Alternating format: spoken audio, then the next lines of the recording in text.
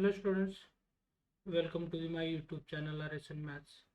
अब इस video lecture में हम इंजीनियरिंग मैथमेटिक्स 3 का पहला जो टॉपिक है linear differential equation with constant coefficient, इसके लिए जो बेसिक थिंग्स हैं to find roots of equation, ये आप इस लेक्चर में हम देखने वाले हैं।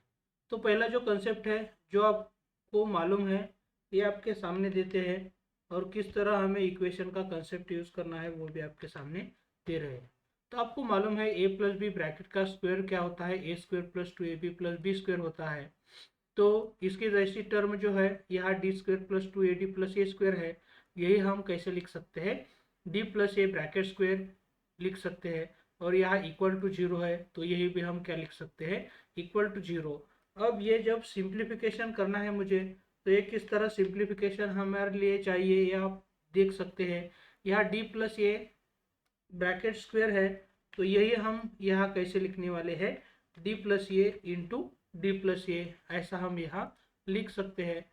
अब यहाँ ये जो डी प्लस ए इंटू डी प्लस ए का प्रोडक्ट जीरो है, इसका मतलब कि क्या हो जाएगा ये जो पहला डी प्लस ए है उसकी वैल्यू या तो जीरो होगी, या तो ये जो नेक्स्ट वाला डी प्लस ए था उसकी भी वैल्यू क्या होनी चाहिए, जीरो होनी चाहिए।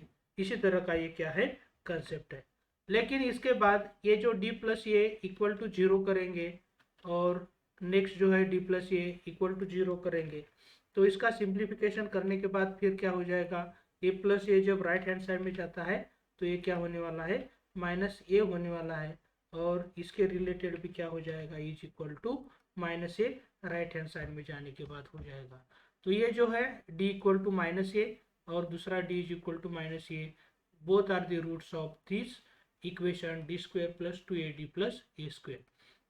तो इसी तरह ये जो कंसेप्ट है, ये कंसेप्ट हम इक्वेशन के रूट का आगे जाके यूज करने वाले। फिर नेक्स्ट जो कंसेप्ट है इसी का यूज करके हम कर सकते हैं। दूसरा जो कंसेप्ट है ए माइनस बी का होल स्क्वायर क्या होता है, ए square minus 2ab plus B square होता है। उसी तरह D square minus 2ad plus A square equal to zero है। यही हम कैसे लिख सकते हैं, डी माइनस ए ब्रैकेट का स्क्वायर, फिर यही हम D minus A into D minus A ऐसा लिख सकते हैं। और फिर जब प्रोडक्ट जीरो है इसका मतलब पहला d minus A equal to zero और दूसरा D minus A equal to zero, तो ये जो डी के वैल्यू है ए कॉमा ए हो जाएगी। तो इसी तरह ये जो पहला और सेकंड कंसेप्ट आपको इजीली समझाने की कोशिश मैंने तो की है।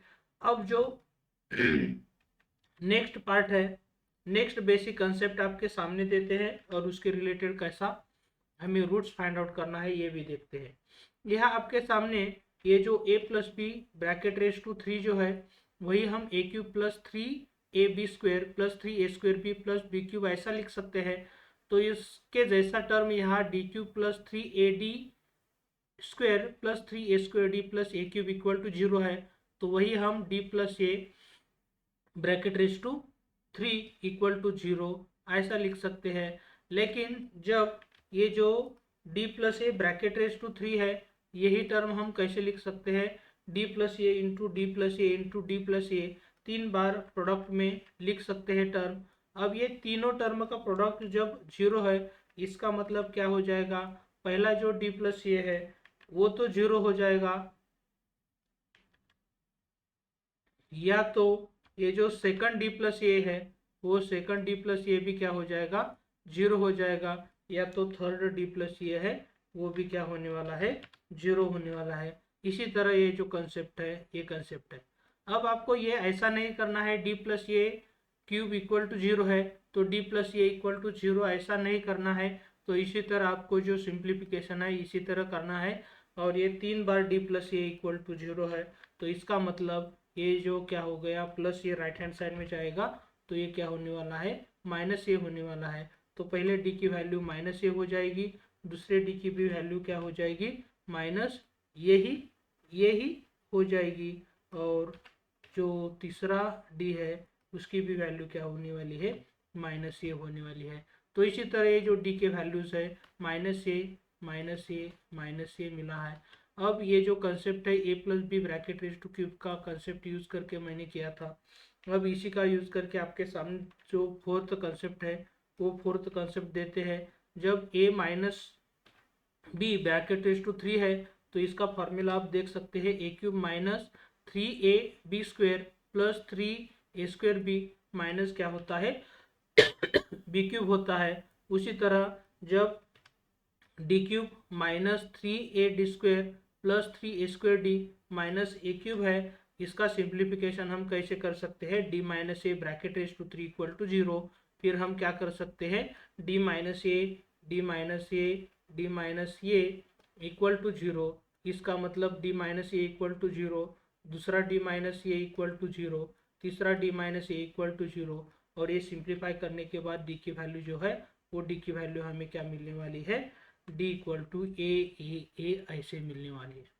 तो इसी तरह का जो कंसेप्ट है आपके सामने आता है, तो इसी तरह हम क्या करने वाले हैं, डी के जो वैल्यू है वो डी के वैल्यू हम फाइंड आउट करने वाले हैं, और उसी वैल्यू को हम रूट भी कहते हैं। तो फोर्थ कंसेप्ट होने के बाद फिफ्थ कंसेप्ट आपके सामने देते हैं। तो ये जो फिफ्थ कंसेप्ट है नेक्स्ट न्यू पेज पे यहाँ हम ले रहे हैं। तो ये जो फिफ्थ कंसेप्ट है ए स्क्वायर माइनस बी स्क्वायर है, ये तो आपको मालूम है ए प्लस बी इंटू ए माइनस बी होता है। उसी तरह D square minus a square जो है वो क्या हो जाएगा, D plus A into D minus A equal to 0 हो जाएगा। लेकिन ये जो दोनों फैक्टर है लीनियर फैक्टर उसे बोलते हैं, दोनों लीनियर फैक्टर का प्रोडक्ट जब 0 है इसका मतलब क्या हो जाएगा, पहला जो फैक्टर डी प्लस ए है वो तो 0 हो जाएगा, वो इक्वल टू 0। अदरवाइज जो नेक्स्ट जो फैक्टर है डी माइनस ए वही तो क्या होने वाला है, 0 होने वाला है। तो इसी तरह हम ये क्या कर सकते हैं, सिंप्लीफिकेशन कर सकते हैं। तो ये इक्वल टू क्या करना है, हमें 0 ही करना है। फिर ये जो D plus A equal to 0 है इसका मतलब क्या हो जाएगा, प्लस ये राइट हैंड साइड में जाने के बाद क्या होने वाला है, माइनस ये होने वाला है, और ये माइनस ये राइट हैंड साइड में जाएगा तो प्लस ए हो जाएगा। तो इसी तरह जब D square minus a square है इक्वल टू 0 है तो उसके रूट क्या होने वाले हैं, D equal to minus a और डी इक्वल टू प्लस ए। अब आपको क्या करते हैं, हम थोड़ा सा वर्क देते हैं। अब इसमें जब डी स्क्वायर -9 है तो डी के वैल्यू क्या हो जाएंगे, आप मुझे कमेंट करके बता सकते हैं। डी स्क्वायर -9 है तो इसके जो डी के वैल्यूज़ है वो डी के वैल्यूज़ क्या हो सकती है, आप मुझे बता सकते हैं। अब जो नेक्स्ट कंसेप्ट है आपके सामने वो कंसेप्ट नंबर 6 यहाँ दे रहे हैं। जब डी स्क्वायर प्लस ए स्क्वायर है तो डी स्क्वायर प्लस ए स्क्वायर हम कैसे लिख सकते हैं, यहाँ प्लस जो है वो माइनस ऑफ माइनस यहाँ ऐसे लिख सकते हैं, क्योंकि माइनस ऑफ माइनस क्या होता है, प्लस होता है। तो यही जो प्लस है ये प्लस मैंने माइनस ऑफ माइनस लिखा है। लेकिन जब कॉम्प्लेक्स नंबर का कंसेप्ट है, आई की वैल्यू जनरली रूट ऑफ -1 होती है, तो दोनों साइड का स्क्वायर करने के बाद आई स्क्वायर की वैल्यू क्या हो जाएगी, -1। तो ये जो माइनस है या -1 भी बोल सकते हैं इसे, ये आई स्क्वायर हो जाएगा। तो ये जो माइनस ए स्क्वायर है वो आई स्क्वायर ए स्क्वायर हो जाएगा। फिर ये हम लॉज ऑफ इंडाइसेस यूज करेंगे, तो यही जो टर्म आई स्क्वायर ए स्क्वायर है हम आई ए ब्रैकेट स्क्वायर यूज कर सकते हैं। और फिर जब ये जो फिफ्थ कंसेप्ट है ए square minus B square is equal to A plus B into A minus B, जब हम यहाँ यूज करेंगे तो ये D plus I A into D minus I A हो जाएगा। तो ये D square plus A square equal to क्या हो जाएगा, D plus I A into D minus I A हो जाएगा।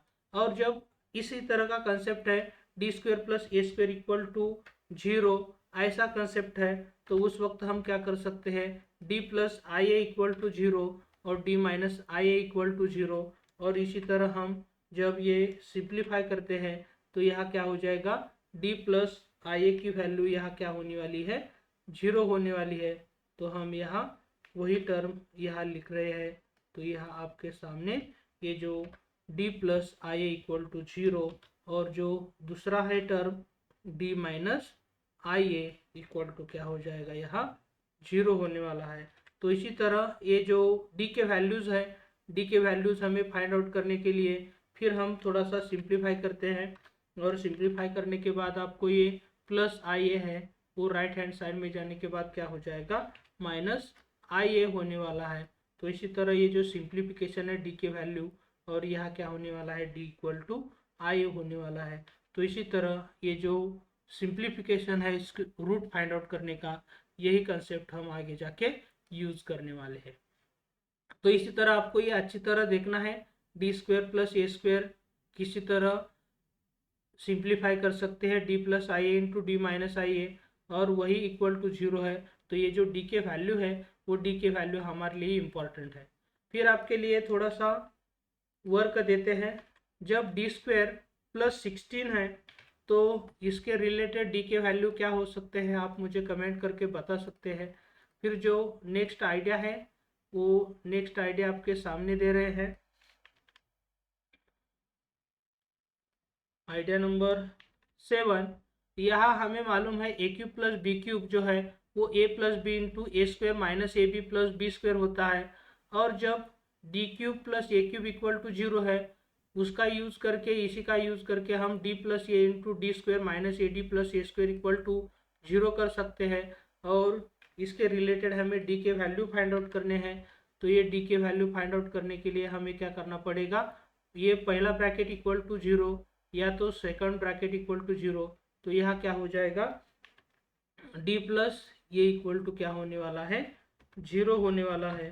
तो यहाँ हम D plus a equal to zero कर रहे हैं, और क्या हो सकता है, ये D square minus A D plus A square equal to यहाँ क्या होने वाला है, जीरो होने वाला है।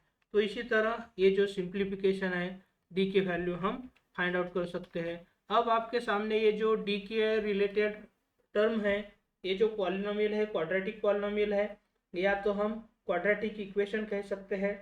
इसी का यूज करके हम फिर डी के वैल्यू दो फाइंड आउट कर सकते हैं। वो कैसे फाइंड आउट करना है थोड़ी देर में हम इसके रिलेटेड आइडिया देने वाले हैं।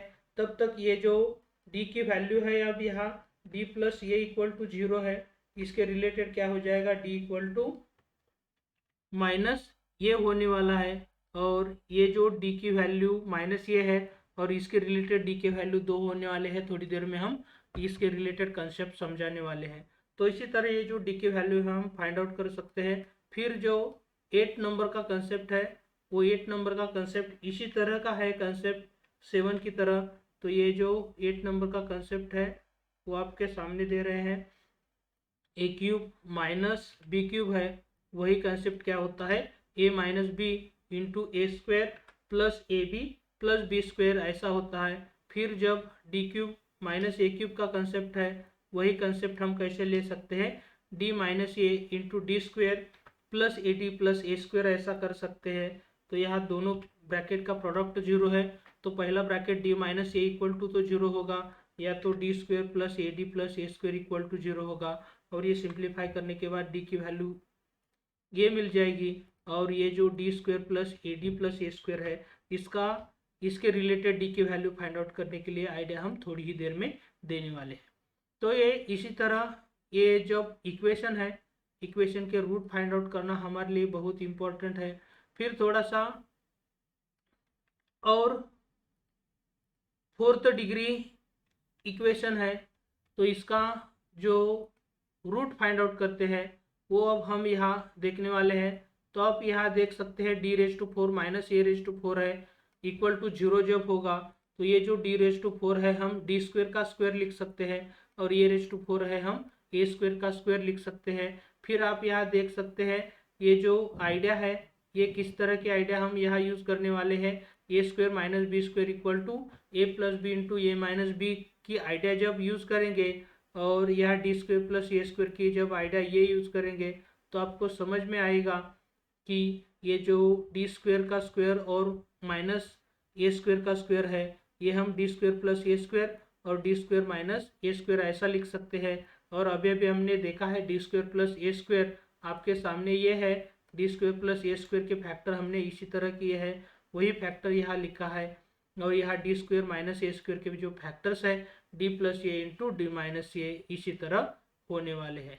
फिर जो 10th नंबर का कंसेप्ट है, वो 10th नंबर का कंसेप्ट आपको अच्छी तरह दिमाग में रखना पड़ेगा, क्योंकि जब d⁴ और a⁴ में मिडल साइन जब प्लस है तो किस तरह इसका सिंप्लीफिकेशन होता है एकदम डिटेल में मैंने यहाँ दिया है, आप यहाँ देख सकते हैं। d⁴ प्लस a⁴ है इक्वल टू 0 है, तो हम थोड़ा सा एडजस्टमेंट क्या करने वाले हैं, ये जो 2a² d² का ऐड किया है और वही टर्म मैंने क्या किया है, सब्ट्रैक्ट किया है। आप यहाँ देख सकते हैं ये जो येलो कलर में दिया है वो एडजस्टमेंट की हुई टर्म है।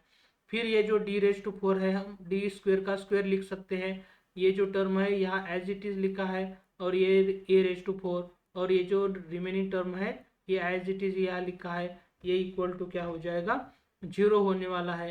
फिर ये a² + 2ab + b² का आइडिया यूज करेंगे, तो इसके रिलेटेड ये क्या होने वाला है, d² + a² का स्क्वायर होने वाला है, और ये जो माइनस ये जो टर्म है यही टर्म परफेक्ट स्क्वायर के लैंग्वेज में हम √2 × AD इस ब्रैकेट का स्क्वायर ऐसे लिख सकते हैं।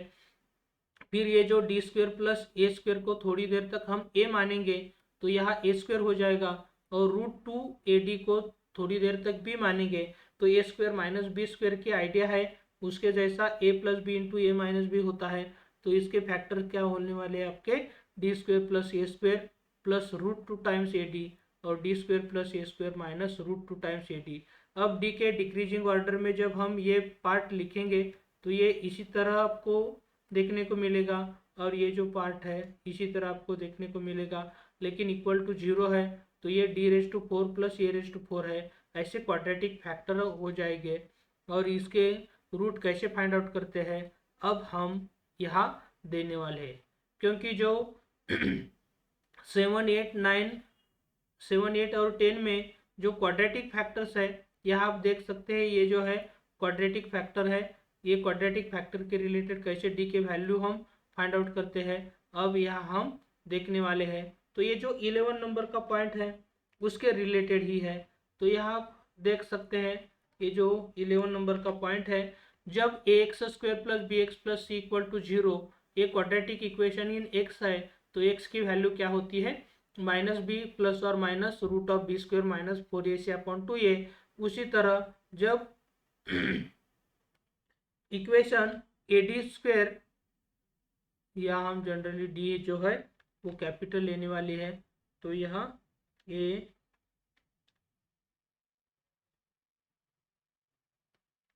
AD² + BD + C ये क्वाड्रेटिक इक्वेशन इन क्या है, डी है, कैपिटल डी है। तो ये जो कैपिटल डी की वैल्यू क्या हो जाएगी, इसी तरह हो जाएगी। तो इसी का यूज करके हम इसके जो रूट फाइंड आउट करने वाले हैं, तो ये AD² + BD + C का यूज करके इसी तरह ये डी के वैल्यू फाइंड आउट करने वाले हैं। इसके भी वैल्यू फाइंड आउट करने के लिए यही फार्मूला हम यूज कर सकते हैं। और यहाँ ये जो d² + AD + a² इसके, और यहाँ जो आप देख रहे हैं इस सब के रिलेटेड डी के वैल्यू फाइंड आउट करने के लिए हम ये जो 11 नंबर की आइडिया आपको दी है इसी आइडिया का हम यहाँ यूज करने वाले हैं। फिर जो नेक्स्ट कंसेप्ट है ये यूज करना है या नहीं करना है ये पूरी तरह आप पे ही डिपेंड होगा, क्योंकि ये कंपलसरी यूज करना ही है, ऐसा कुछ भी नहीं है। थोड़ा हम क्या कर सकते हैं, जब AD² + BD + C = 0 ये क्वाड्रेटिक इन डी है और इसके रूट जब हम m1 और m2 मानेंगे तो दोनों रूट m1 + m2 उसकी जो सम है वो -b/a हो जाएगा। यह आप देख सकते हैं b जो है कोएफिशिएंट ऑफ d है और ये जो a है कोएफिशिएंट ऑफ d² है। इसी तरह m1 + m2 हो जाएगा और m1 × m2 ये c/a हो जाएगा। c तो आप देख सकते हैं यह क्या है, कांस्टेंट टर्म है, और ये जो a है ये कोएफिशिएंट ऑफ d² है। उसी तरह जब क्यूबिक इक्वेशन है और उसके 3 रूट है m1 m2 m3, तो m1 + m2 + m3 क्या हो जाएगा, अब यहाँ आप देख सकते हैं हाईएस्ट डिग्री टर्म का कोएफिशिएंट 1 है, तो यहाँ m1 + m2 = क्या होने वाला है, -b हो जाएगा। यहाँ देखो b जो है कोएफिशिएंट ऑफ d² है। फिर कोई भी दो रूट का प्रोडक्ट ऐसे 3 बार हो जाएगा और फिर उसके बाद सम करेंगे तो ये प्लस सी होने वाला है और सी जो है कोएफिशिएंट ऑफ डी है और फिर जो लास्ट है क्या product of 3 roots is equal to minus times d. तो अल्टरनेट यहाँ माइनस यहाँ प्लस और यहाँ माइनस, ये इसी तरह क्या हो जाएगा आपका m1 m2 m3 के वैल्यूज हम फाइंड आउट कर सकते हैं। और ये जो लास्ट है, लास्ट का जो पार्ट है वो है सिंथेटिक डिवीजन का, और ये सिंथेटिक डिवीजन के लिए रिलेटेड हम आइडिया हम अब दे रहे हैं। तो ये सिंथेटिक डिवीजन यूज करने के लिए हम जनरली ये क्यूबिक इक्वेशन के लिए ही दे रहे हैं। तो आप यहाँ देख सकते हैं ये जो डी की वैल्यू जो m1 आई है वो ट्रायल एंड एरर का यूज करके ये m1 वैल्यू फाइंड आउट की है, वो m1 वैल्यू मैं यहाँ लिख रहा हूँ। फिर आप यहाँ देख सकते हैं डी क्यूब का कोएफिशिएंट जो है वो डी क्यूब का कोएफिशिएंट यहाँ क्या है 1 ही है, तो वही 1 यहाँ हम लिख रहे हैं। फिर ये जो डी स्क्वेयर है, डी स्क्वेयर का कोएफिशिएंट क्या है b है, तो यहाँ हम b लिखने वाले हैं। फिर ये जो d का कोएफिशिएंट है, पहले हमें क्या करना पड़ेगा, ये जो डिक्रीजिंग ऑर्डर के टर्म में लिखना पड़ेगा ये जो पॉलिनोमियल है, और उसके बाद डिक्रीजिंग ऑर्डर में जो कोएफिशिएंट है यहाँ आप देख सकते हैं मैंने कैसे कोएफिशिएंट है वो कोएफिशिएंट यहाँ लिए हैं। और उसी तरह ये जो लास्ट टर्म है वो लास्ट टर्म आप यहाँ देख सकते हैं डी क्यूब का कोएफिशिएंट 1, डी स्क्वायर का कोएफिशिएंट, डी का कोएफिशिएंट और कांस्टेंट टर्म। इसी तरह आपको यहाँ क्या करना है ये टर्म लिखने हैं। फिर ये सिंथेटिक डिवीजन यूज करने के लिए ये जो पहली टर्म है, पहली टर्म एज इट इज यहाँ लेना है, और यहाँ एज इट इज लेने के बाद फिर हमें यहाँ जो टर्म है वो ऐड करनी है। लेकिन कौन सी टर्म ऐड करनी है, ये m1 और ये 1 का प्रोडक्ट करके ये m1 इंटू 1 क्या होने वाला है जनरली ये आप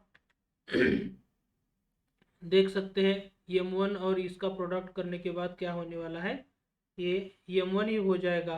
तो ये b प्लस m1 इन दोनों का क्या करना है यहाँ सम करना है, तो ये क्या होने वाला है b प्लस ये क्या होने वाला है m1 होने वाला है।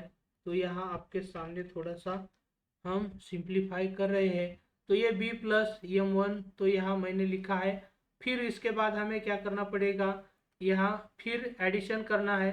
तो एडिशन किसकी करना है ये भी आपको समझाने वाले हैं हम।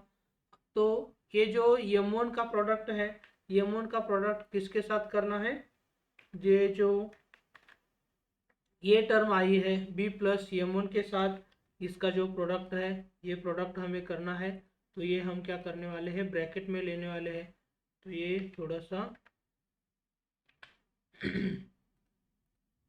यहाँ इसी तरह होने वाला है। अब फिर यहाँ क्या करने वाले हैं, ये जो टर्म है इसमें c और ये जो टर्म है इसका एडिशन हो जाएगा। तो इसका एडिशन आप यहाँ देख सकते हैं, एडिशन किस तरह होने वाला है c प्लस ये जो टर्म है पूरा, ये टर्म पूरा क्या करेंगे ये c के साथ ऐड करेंगे और इसी तरह ये टर्म हो जाएगी। फिर क्या करने वाले हैं, ये जो टर्म है आपके सामने दिख रहा है इसका और ये m1 का प्रोडक्ट यहाँ करने के बाद d के साथ एडिशन हो जाएगा। और इसी तरह ये क्या होने वाला है आपका ये जो लास्ट टर्म है ये लास्ट टर्म इसी तरह यहाँ होने वाला है। अब ये सिंथेटिक डिवीजन यूज करने के लिए जब लास्ट टर्म 0 है उस वक्त ही हम ऐसा कह सकते हैं d is equal to m1 is the root. तो इसी तरह ये भी आइडिया आपको यहाँ दे रहे हैं। तो बहुत सारे एग्जाम्पल हम यहाँ ये जो रूट फाइंड आउट करने के रिलेटेड है वो आपको देने वाले हैं। इसके लिए आपको एक ही काम करना है, ये जो हमारा चैनल है RSN मैथ्स वो सब्सक्राइब करके बेल आइकॉन बटन जो है प्रेस कर देंगे तो सब आइडिया आपको मिलने वाली है।